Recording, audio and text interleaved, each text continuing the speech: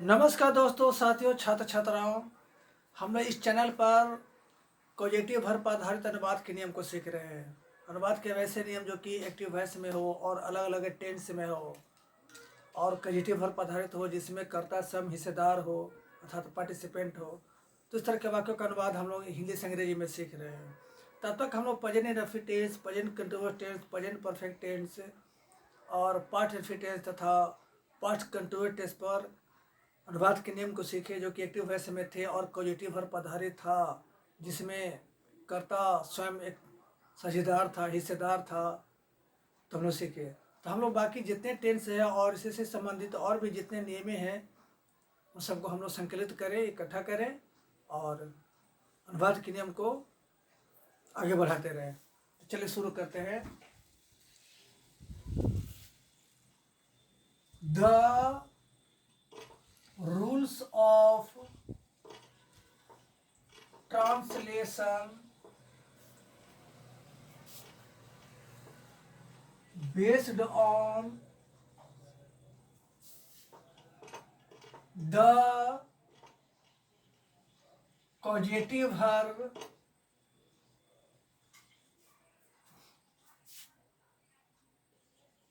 as a participant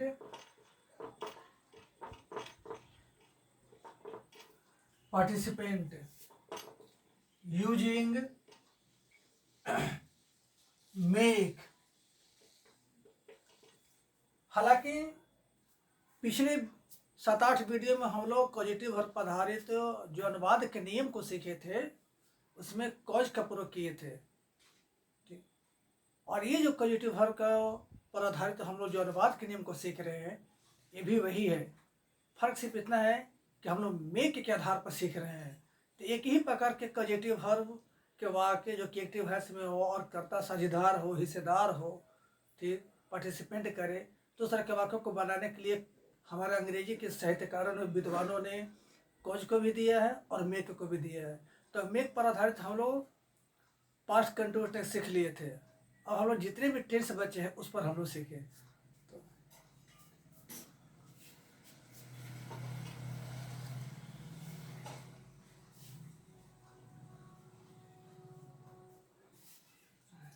section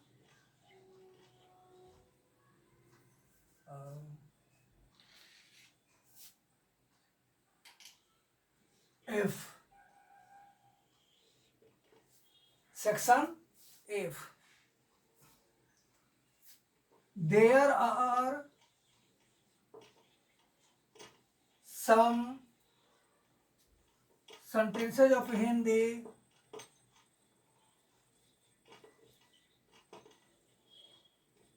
in the past perfect tense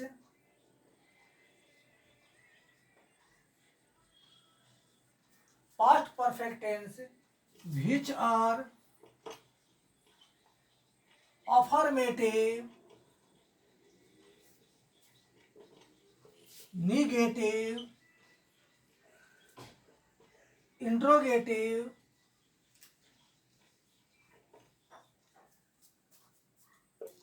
and interrogative। They are in the active voice.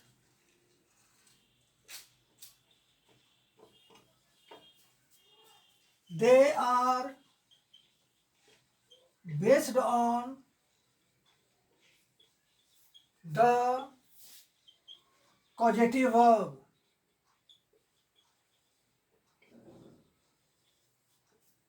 They refer to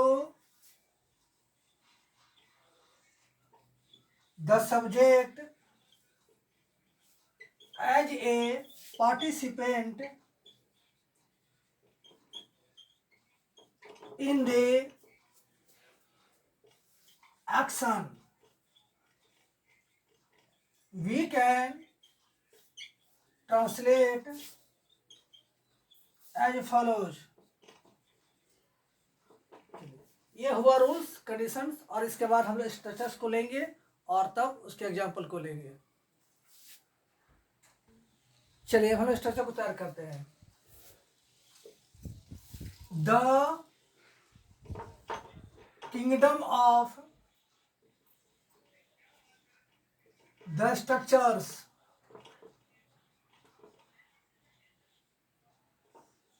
इसका अर्थ हुआ रचनाओं या बनावटों की राज। चलिए शुरू किया जाए। Number 1, the affirmative. अफर्मेटिव को शॉर्ट में लिख रहे हैं AFF। Subject plus head plus made plus object plus V1 plus other words. Number 2, the negative. Subject plus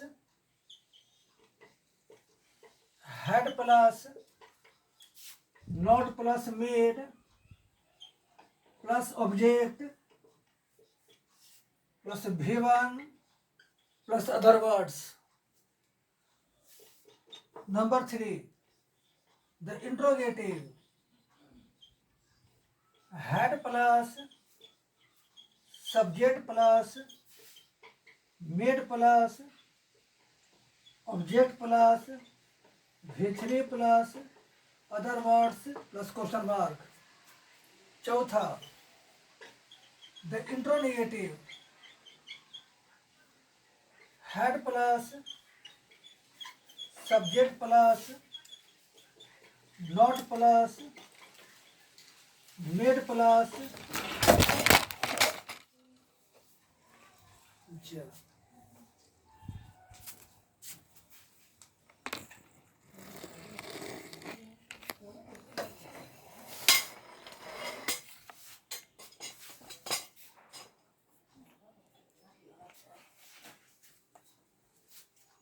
खराब हो गया होगा ना क्या चीज? वीडियो पानी तो है, नहीं खराब है। गिर गया तो इसको पर्दा ऊपर हटा दिया तो बोलो। यही अब नहीं उठ रहा है इसका।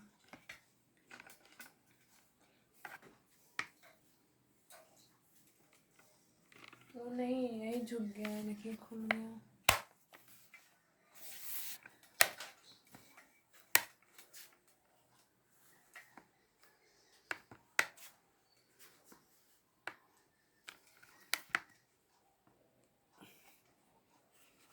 ढीला हो गया है सब, ठीक है फिर गिरना जाएगा।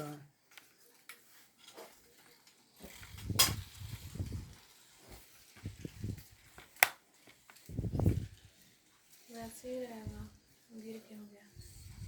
बर्बाद हो गया अभी। पता नहीं।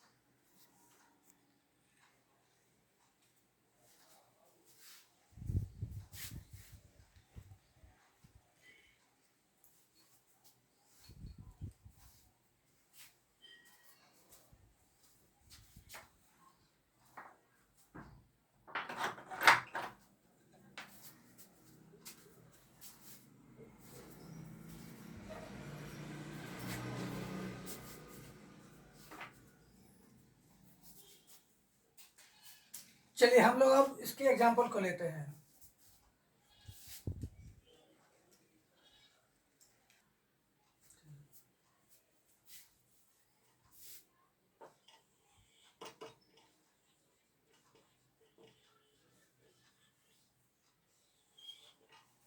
धार्मिक ग्रेसिया,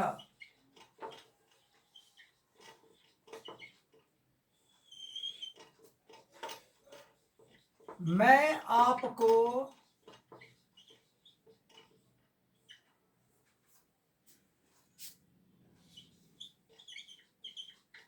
पुछवा चुका था।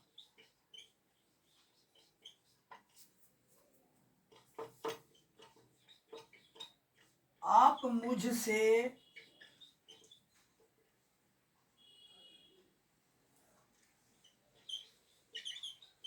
पुछवा नहीं चुके थे।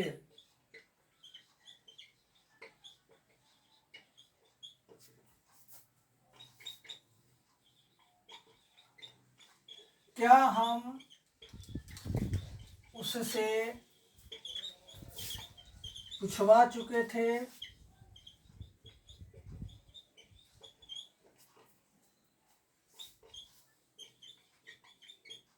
क्या वह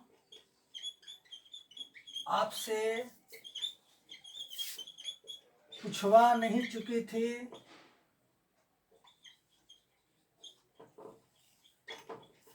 चलिए अब हम लोग समझते हैं।